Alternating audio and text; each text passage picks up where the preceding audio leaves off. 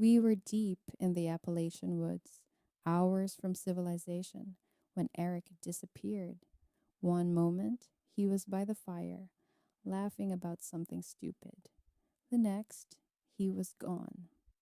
At first, we thought he just wandered off to pee, but after 10 minutes, then 20, we started calling his name. Nothing. Just the hum of insects and the distant hoot of an owl. We grabbed our flashlights and spread out.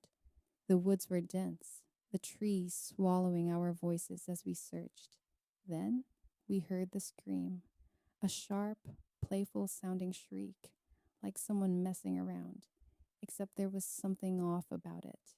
When we found Eric, he was naked, crouched at the edge of a creek, staring at his reflection like he'd never seen his own face before. His skin was perfect, too perfect, like someone had polished him from the inside out. Bro, what the fuck? Jake muttered. Eric turned, slow and deliberate.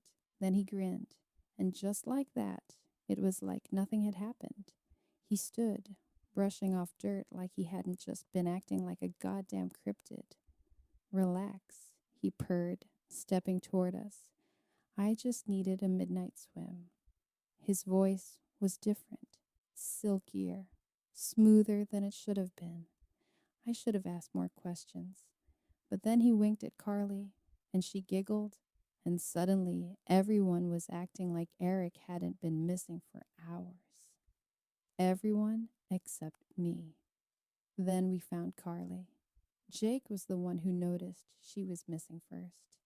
We searched the campsite, then the woods, and then the smell hit us, something rotting.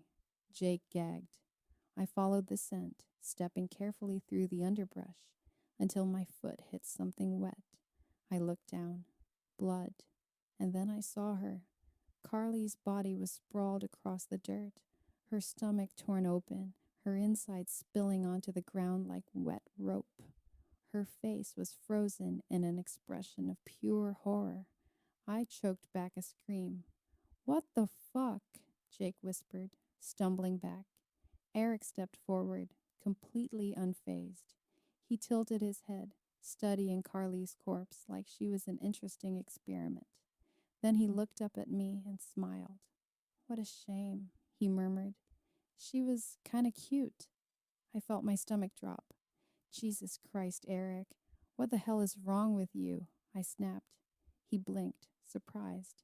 What? It's not like we can help her now.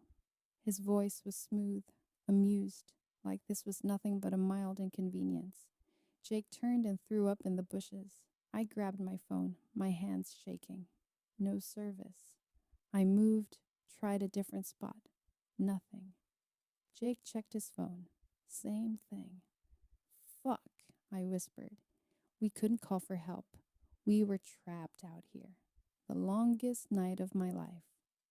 Jake wanted to leave immediately, but I convinced him to wait until sunrise. It would be safer. We could pack, find the trail back without getting lost. We barricaded ourselves in our tents, zippered up tight, knives in our hands.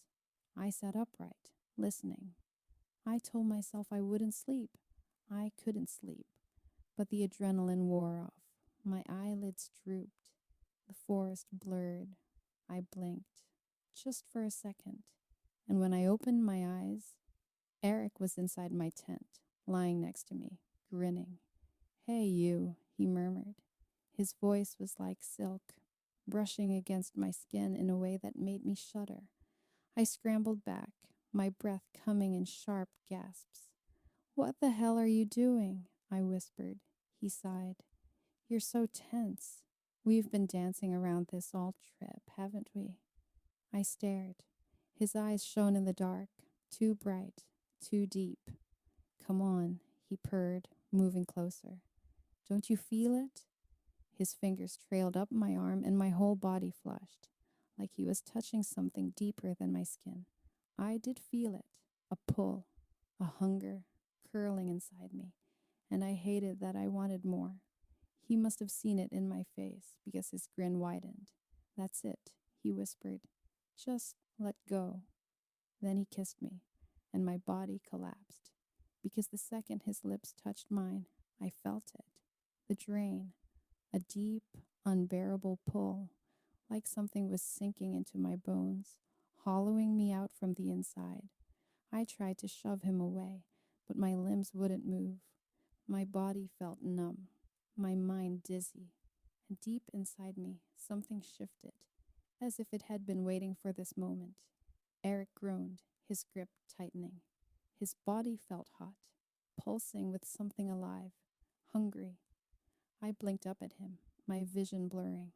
And then I saw it, the shadows under his skin, something slithering just beneath the surface, crawling through his veins. He wasn't just feeding on me, he was replacing me. Shh, he murmured, pressing his forehead to mine. Almost done.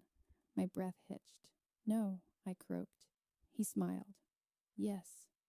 A sharp, pleasure-laced pain shot through my chest, spreading through my limbs, wrapping around my spine like a second skeleton. And suddenly, I understood. He wasn't human. He never was. Something else wore his skin now. Something old, something hungry. And soon, it would be wearing mine too. My vision swam. My heartbeat slowed. Eric brushed a thumb over my cheek, watching me like an artist admiring their masterpiece. You're going to love this, he whispered. I promise.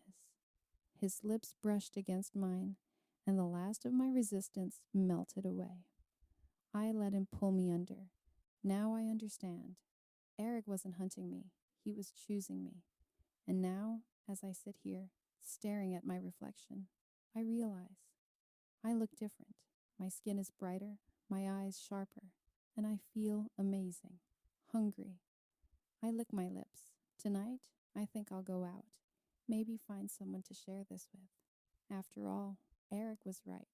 It feels so good